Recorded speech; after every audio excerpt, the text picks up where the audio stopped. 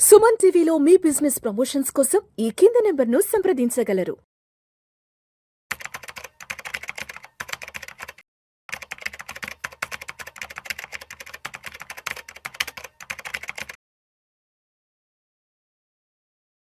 నమస్తే అండి, welcome to Suman TV. నేను విల్ చక్రధర్. చాలా మంది ఇప్పుడు కూడా చాలా కన్ఫ్యూజన్గా ఉంటారు. మనం డైరెక్ట్ ప్లాన్లో కంటిన్యూ అవుదామా, ఎందుకంటే రెగ్యులర్ ప్లాన్ షిఫ్ట్ అయిపోదామా, రీసెంట్గా బాగా మార్కెట్ అయితే బాగా డౌన్ఫాల్ అయ్యింది, ఆ కంగారు పడుతున్నారు, ఉన్న ఫండ్స్ అన్నీ కూడా చూస్తుంటే నెగిటివ్లోకి వెళ్ళిపోతున్నాయి, పెరుగుతున్నాయి మళ్ళీ పడిపోతున్నాయి. యాక్చువల్గా అట్లాంటి ఫండ్స్ మళ్ళీ రాబోయే రోజుల్లో ఒక బుల్ మార్కెట్ వచ్చిన తర్వాత మళ్ళీ అంతే స్పీడ్గా పెరగవా, అదొక క్వశ్చన్ మార్క్ ఉందండి. ఎందుకంటే ఇండియాలో చూస్తే 30 దగ్గర మిడ్ క్యాప్స్ ఫండ్స్ ఉన్నాయి. రీసెంట్గా ఒక ఆయన మిడ్ క్యాప్ ఫండ్ తీసుకున్నారు. 2023-24లో చాలా పీక్ ఉన్న మిడ్ క్యాప్ ఫండ్ అది, ఇండియాలో నెంబర్ 1 మిడ్ క్యాప్ ఫండ్ అది చాలా డ్రాస్టిక్గా ఫాలో అయిపోయింది. అందులో పడుతున్న కొద్దీ ఆయన ఇంకా ఎక్కువ పెట్టుకుంటూ వచ్చారు. సో మనకి ఏంటంటే యావరేజ్ చేద్దామని చెప్పి. ఇప్పుడు ఆయన భయం ఏంటంటే ఆ మిడ్ క్యాప్ రేపొద్దున బుల్ రన్ వచ్చినప్పుడు మళ్ళీ అంత ఫాస్ట్ పెరుగుతుందే పెరగదని. చూడండి, మాకున్న ఎక్స్పీరియన్స్ ప్రకారం అలా పెరగడం అనేది కొంచెం కష్టంగానే ఉంటుంది. ఏవైతే డౌన్ ఫాల్ మార్కెట్లో కనుక నెంబర్ 1 పొజిషన్లో ఉన్న ఫండ్స్ మళ్ళీ బీర్ మార్కెట్ రంగానే ఫాలో అయిపోతుంటాయి. మళ్ళీ అప్ ట్రెండ్ వచ్చి అంటే మార్కెట్ మళ్ళీ రైజ్ అయిన తర్వాత సేమ్ అదే ఫండ్స్ మళ్ళీ నెంబర్ 1 పొజిషన్కి వెళ్తాయని రూల్ అయితే లేదు. ఎందుకంటే మేము గత 25 ఇయర్స్గా మీరు హిస్టరీ తీసుకోండి, మ్యూచువల్ ఫండ్స్వి ఎప్పుడు ఫండ్స్ పర్ఫార్మెన్స్ అనేది చాలా మారిపోతూ ఉంటుంది. దాని గురించి మనం సపరేట్గా నెక్స్ట్ ఎపిసోడ్లో డిస్కస్ చేద్దాము, అలా ఎందుకు అలా మారుతుంది అనేది. సో ఇప్పుడు మనం తెలుసుకోవాల్సింది ఏంటంటే డైరెక్ట్ ప్లాన్స్ అనేది ఏం లేదండి, పార్క్ ఎట్ యువర్ రిస్క్. అంటే మనం చూస్తాం చాలా షాపింగ్ మాల్స్ దగ్గర కానివ్వండి, హోటల్స్ దగ్గర కానివ్వండి, పెద్ద కమర్షియల్ కాంప్లెక్స్ దగ్గర వెళ్తే వాళ్ళు ఒక బోర్డు పెడతారండి. ఆ బోర్డు ఏంటంటే పార్క్ ఎట్ యువర్ రిస్క్, అంటే మీరు పార్కింగ్ చేసుకోండి కానీ దానికి ఏమైనా డ్యామేజ్ అయితే మాకు సంబంధం లేదు అని ఒక ఉంటుందండి బోర్డు. ఇప్పుడు చూడండి, నాకు ఒక కూకట్పల్లిలో నేను నడుచుకుంటూ వెళ్తున్నప్పుడు అక్కడ రోడ్ సైడ్ చాలా మంది పార్క్ చేశారు. వాటి రేటింగ్ కూడా గ్యారంటీ పార్కింగ్ లేదు అది.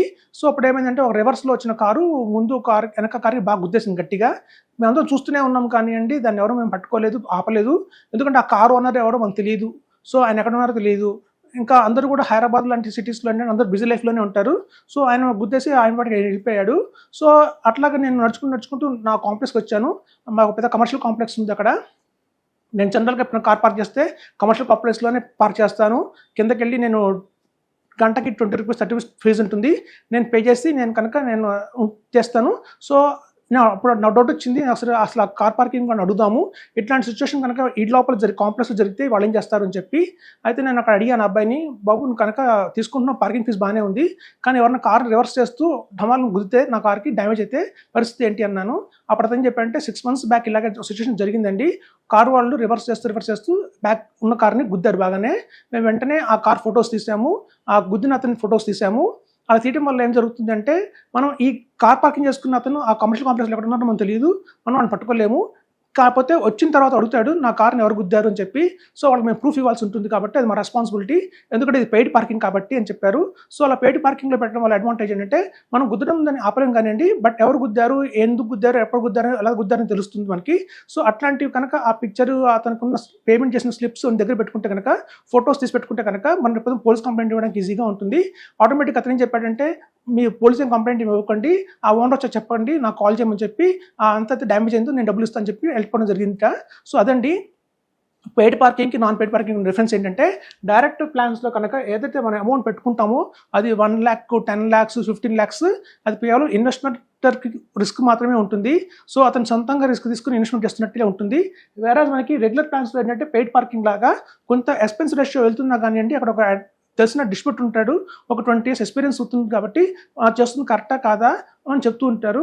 ఏదైనా మార్కెట్ ఫాల్ అయినప్పుడు ఆ ఫండ్లో కంటిన్యూ చేయాలా లేదా ఫండ్ మార్చుకోవాలా కూడా చెప్తుంటారు. ఇప్పుడు చూడండి, సాధారణంగా ఈ రెగ్యులర్ ప్లాన్స్లో వచ్చేసి మనకి మీకు ఒక తోడుగా ఒక మనిషి అయితే ఉంటారు గైడ్ చేయడానికి టైం టు టైము. అదే మనకి ఏంటంటే డైరెక్ట్ ప్లాన్స్లో మనకి ఆ వెసులుబాటు అయితే ఉంటుందని చెప్తున్నాను. సో మెయిన్ డిఫరెన్స్ అయితే అదేనండి, ఇక్కడ ఒక సపోర్ట్ ఉంటుంది, అక్కడ సపోర్ట్ సిస్టమ్ ఉండదు. సో మేజర్ డిఫరెన్స్ ఇదే. ఇప్పుడు చాలామంది మా కొలీగ్స్ ఉంటారు, నాతోటి డిస్ట్రిబ్యూటర్స్ కానీ వాళ్ళు ఒక మ్యూచువల్ ఫండ్స్ ఎవరికైనా డిస్ట్రిబ్యూట్ చేద్దామన్నా కూడా యాంఫీ అని ఒక ఎగ్జామ్ ఉంటుంది మనకి. NISMలో 5 పాస్ కావాలి. అలాగే కనుక SIF రికమెండ్ చేద్దాం ఎవరికన్నా అంటే కూడా ఒక NISMలో ఒక 13 ఒక పేపర్ ఉంటుంది, చాలా టఫ్ పేపర్ ఉంటుంది. అది క్లియర్ చేస్తే కానీ SIF సర్టిఫికేషన్ రాదు. అలాగే చూస్తే మనం PMS ఎవరికైనా రికమెండ్ చేయాలన్నా కూడా NISMలో 21 అని ఒక ఎగ్జామ్ ఉంటుంది, అది కంప్లీట్ చేసి పాస్ సర్టిఫికేట్ తెచ్చుకోవాలి. సో ఆ కొలీగ్స్ అందరూ సరదాగా ఒక మాట్లాడుతుంటారు.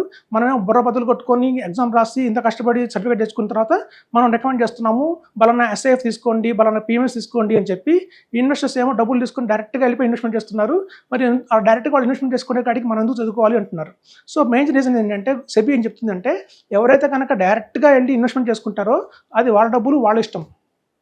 సో అది వాళ్ళ ఓన్ హార్డ్ ఎర్న్ మనీ కాబట్టి ఆ 10 lakhsని 5 lakhs చేసుకుంటారా, 10 lakhsని 20 lakhs చేసుకుంటారా అనేది ఆ రిస్క్ వాళ్ళదే. కానీ ఇక్కడ మనం ఏంటంటే ఒక డిస్ట్రిబ్యూటర్స్గా ఆ అమౌంట్ మంది కాదు, మన కష్టజితం కాదు. సో ఒకళ్ళ అమౌంట్ తీసుకొని మనం డిస్ట్రిబ్యూట్ చేస్తున్నాం కాబట్టి మనకి ఆ రెస్పాన్సిబిలిటీ ఉంది.